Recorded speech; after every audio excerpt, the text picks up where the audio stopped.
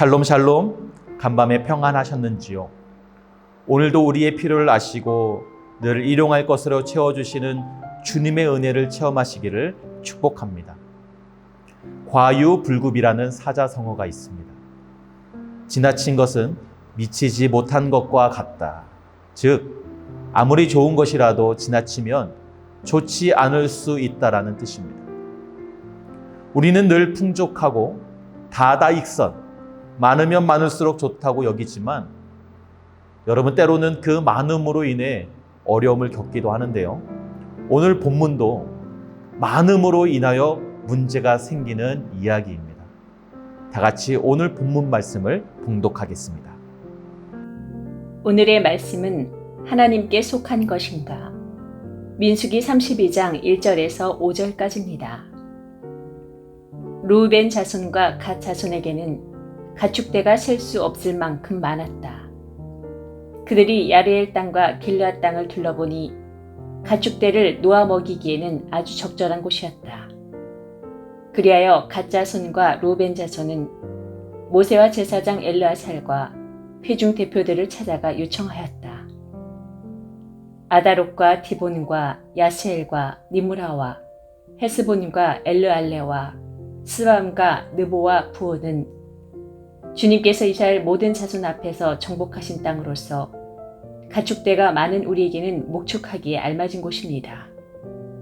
우리를 좋게 여기신다면 이 땅을 우리에게 주셔서 우리의 차지가 되게 하시고 우리는 요단강을 건너가지 않도록 하여 주시기를 바랍니다. 민수기 32장은 새로운 이야기의 시작이 나오는데요. 흥미로운 것은 첫 문장부터 무언가 심상치 않다는 데 있습니다. 르우벤 자손과 갓 자손은 심히 많은 가축대를 가졌더라. 무슨 자초지종을 설명하지 않고 갑자기 르우벤과 갓 자손이 심히 많은 가축대를 가졌다라며 이야기가 시작됩니다. 히브리 원어 성경을 보면 그 의도를 더 명확하게 알 수 있는데요. 보통 히브리 원어 성경은 새로운 이야기가 시작될 때는 접속사와 동사가 결합된 문장으로 시작하는데 오늘 민수기 32장은 심히 많은 가축이라는 명사로 시작하고 있는 것입니다. 그 이유는 지금부터 시작되는 사건의 이유가 바로 심히 많은 가축 때문이라는 것을 강조하기 위함일 것입니다. 오늘 본문은 이제 약속의 땅 가나안을 코앞에 두고 느닷없이 르우벤과 갓 자손이 모세에게 찾아와 한 가지를 제안하면서 시작됩니다. 바로 요단강 동편의 땅을 자신들에게 달라는 요청이었습니다. 자신들의 가축대가 너무 많기 때문이라고 이유를 말합니다. 이 요청은 여러분 사실 공동체의 분위기를 깨트리는 굉장히 무책임한 요청이었습니다. 지금 이스라엘은 가나안 입성을 앞두고 모압 평지에서 전열을 가다듬고 있었습니다. 영적으로나 육적으로나 치열한 전투가 예상되기 때문에 이스라엘 공동체가 한마음 한뜻으로 단결하고 집중하여 출발할 준비를 해야 하는 매우 중요한 순간이었습니다. 이런 중차대한 순간에 르우벤과 갓 자손이 찬물을 끼얹듯한 요청을 한 것입니다. 이들은 왜 이런 생각과 결정을 하게 된 것일까요? 성경은 그 이유를 심히 많은 가축 때문이다라고 32장의 첫 단어로 알려주고 있습니다. 여러분, 그런데 가축이 많은 게 잘못입니까? 그렇지 않습니다. 가축이 많다는 것은 그들이 출애굽 이후에 그만큼 성실하게 가축을 잘 길렀다는 것을 방증하는 것입니다. 그런데 문제는 무엇이죠? 심히 많은 것이 문제였습니다. 여러분, 좋은 약은 우리의 몸의 병을 치료합니다. 하지만 아무리 좋은 약이라고 할지라도 적정량을 초과하여 복용하게 되면 오히려 우리 몸을 해치게 됩니다. 여러분, 좋은 음식도 마찬가지입니다. 적당량의 좋은 음식은 우리의 몸을 건강하게 하지만 아무리 좋은 음식도 지나치게 많이 먹으면 비만, 당뇨, 고혈압, 통풍 등의 부작용으로 나타나게 되는 것입니다. 루벤과 갓 자손들은 열심히 가축을 키워 정말 그 힘든 광야 생활에서도 많은 가축을 소유하게 되었습니다. 정말로 칭찬받을 만한 일입니다. 그런데 문제는 뜻밖의 주어진 지나치게 많은 가축이 그들로 하여금 마음의 병이 생기게 한 것입니다. 제가 예전에 쩐의 전쟁이라는 드라마를 재밌게 본 기억이 있습니다.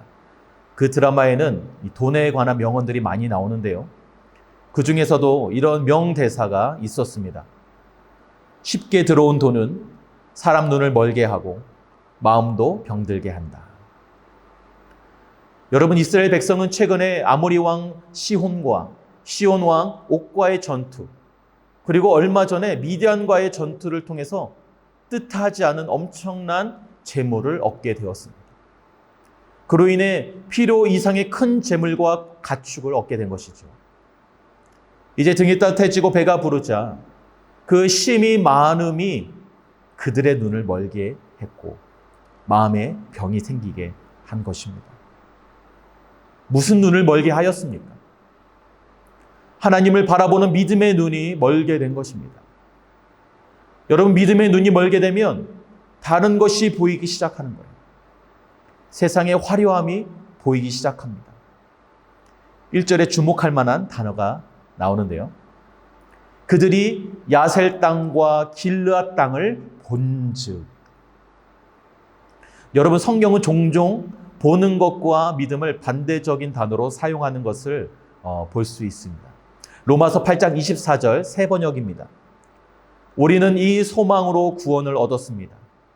눈에 보이는 소망은 소망이 아닙니다.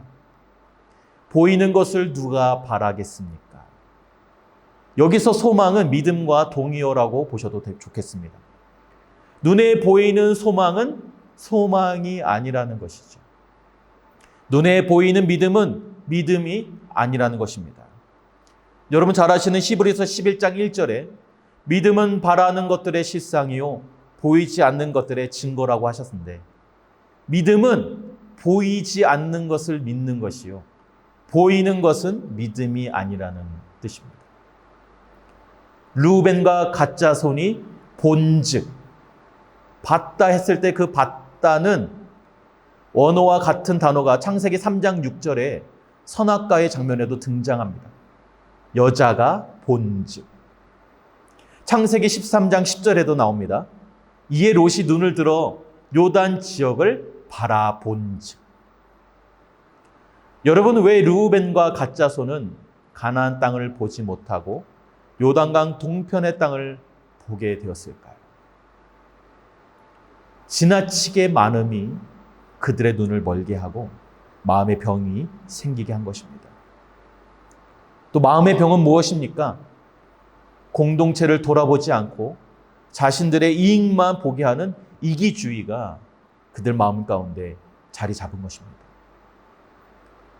사랑하는 성도 여러분, 우리에게 있어 심히 많음은 무엇입니까?